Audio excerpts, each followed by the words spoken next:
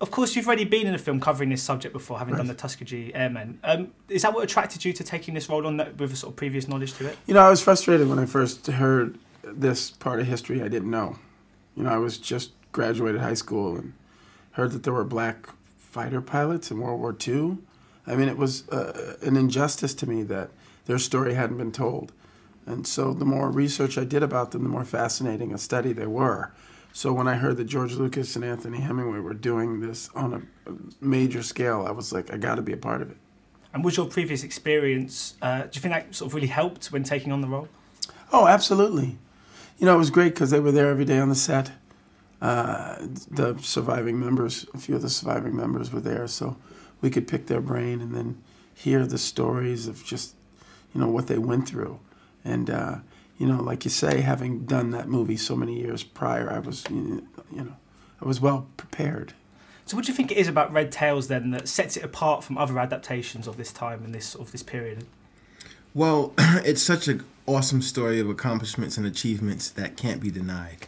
And it's just really sharing with the world the heroics and achievements that these men accomplished is really awesome. And it's your sort of debut feature film. You must be so proud of it. I am over the moon. I have to say, I continue to pinch myself. You know, it's like, did this really happen? Was I part of sharing this story with the world? And I get emotional every time I think about it because it's so rich and so amazing.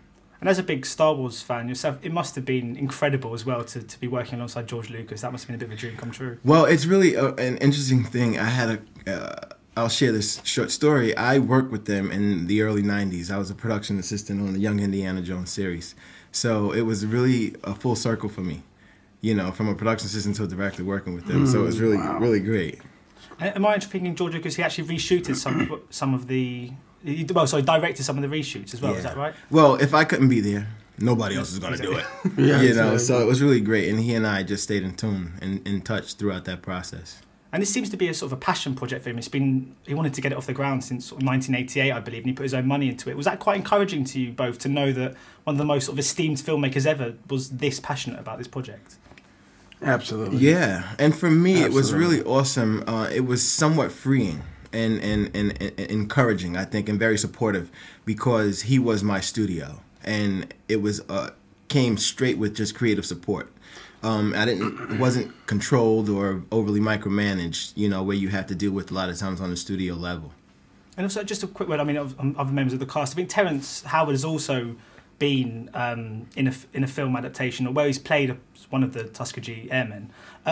As well as Cuba. As well as Cuba, of course. Mm-hmm. And how important was it to have Cuba and Terrence on set? You know, there's a lot of young actors as well, and to have them sort of around. And how did you feel that sort of, not pressure, but did you feel as an older head, sort of someone who could sort of help a lot? Yeah, there was a hierarchy that was created with Terrence and I.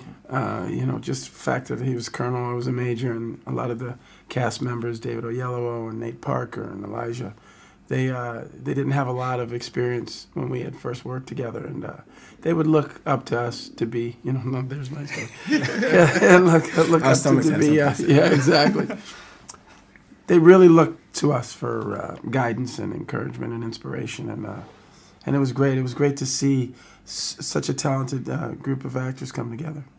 And the film's quite sort of, I mean, it takes on some really severe, sort of harsh films, sort of political, racial, and obviously the war being a big sort of case as well. But it's quite jovial in parts, and there's lots of banter between the pilots. Was it quite difficult to balance the sort of comedic aspects with the quite serious, severe themes? Very, I'd say, because it's such an important story that needs to be told. You want to be very careful and sensitive, I think, in approaching that. But one of the approaches that I love to deal with stories like this that can be heavy-handed in ways, I feel like you can trick them by bringing them in and making them laugh, but they get sucker punched with an education and inspiration, I think, walking out the door. So it's like a fist fight movie. Yeah, exactly. You know, get a little education, knock them in the mouth. You know. And then just finally, I mean, there's already been rumours of prequels and sequels. Is that something you both like to be involved in again in the future?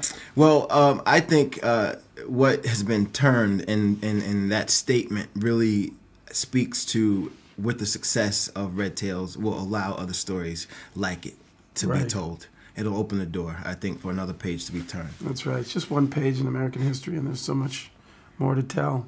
But would you both be sort of interested in taking roles on again in the future related to the same? I don't even look at roles as much as I do being collaborative with filmmakers I admire, and I admire him as a director, so I'd work with him again in anything.